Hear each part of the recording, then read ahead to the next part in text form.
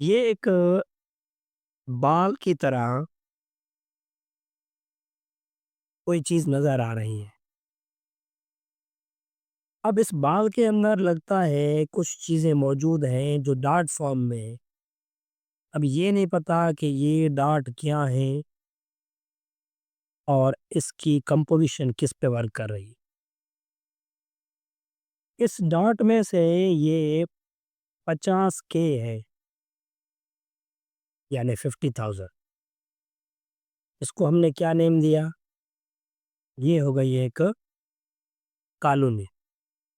अब हमें ये नहीं पता कि इस कॉलोनी के अंदर कौन-सी चीज़ मौजूद है।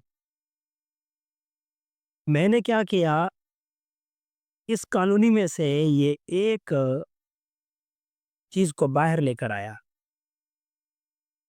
अब इसको जब मैं बाहर लेकर आया, तो इनकी स्ट्रक्चर जो है, वो माइक्रोस्कोपिक कंडीशन में मुझे इस फॉर्म में मिली। ये माइक्रोस्कोपिक कंडीशन में ये स्ट्रक्चर मुझे इस फॉर्म में मिल रही है और इसमें 2 ये स्ट्रक्चर्स भी हैं। अब इसका नेम क्या हो गया? इसको मैंने नेम दिया कि ये है वॉलवॉक्स। वॉलवॉक्स यूनी यूनिसेल्युलर, एक तो एक सेल वाले और दूसरा यूनिसेलुलर प्लांट लाइक अलगा है। अलगा माने एक तो इनके अंदर एक सेल होगा। दूसरी बात, ये प्लांट की तरह अलगा है, तो प्लांट की तरह है तो आप इसे ये भी लिख सकते हैं कि ये ग्रीन अलगा है।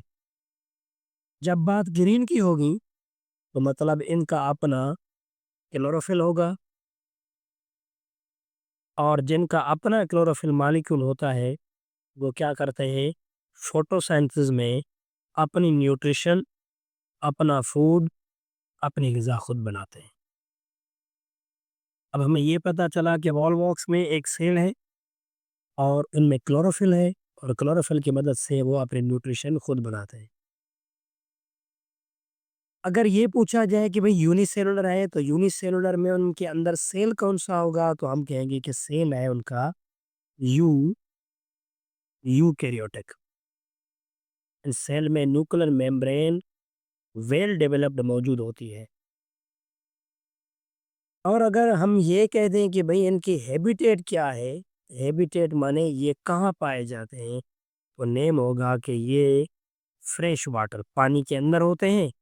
और पानी कौन-सा? Fresh water. जिस पानी में सॉल्यूट कम हो और सॉल्वेंट ज़्यादा हो, पानी नमकीन ना हो।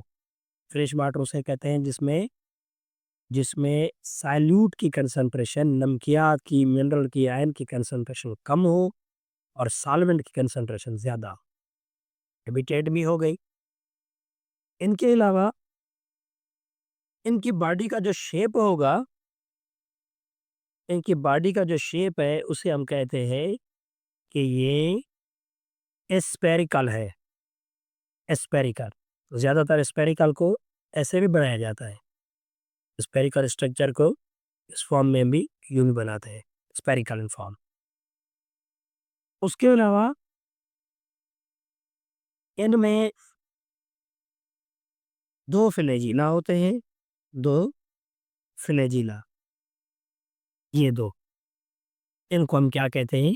ये है फ्लैजिला और इसको हम कहते हैं कि ये है क्लोरोफिल, यानी क्लोरोफिल मिलकर क्या बनाते हैं? क्लोरोप्लास्ट बनाते हैं। अब ये 2 फ्लैजिला क्या करेंगे? ये मदद करेंगे इनकी लोकोमोशन, एक जगह से दूसरी जगह पर ये इन फ्लैजिला की मदद से मूव करके जाते हैं और इन्हीं फ्लैजिला की मदद से वो पानी के अंदर स्विमिंग भी करते हैं। नेक्स्ट वन आइडियाज़ में है कि ये जो मैंने यहाँ पे स्ट्रक्चर बनाई है, इसका नाम क्या है? इसका नाम है न्यूक्लियस। अगर इनके अंदर ये न्यूक्लियस कैरियन, न्यूक्लियस का दूसरा नाम कैरियन मौजूद है, तब ये कहा जाएगा कि ये है उनका अपना यूकैरियोटिक सेल जिसका न्यूक्लियर मटेरियल मौजूद है।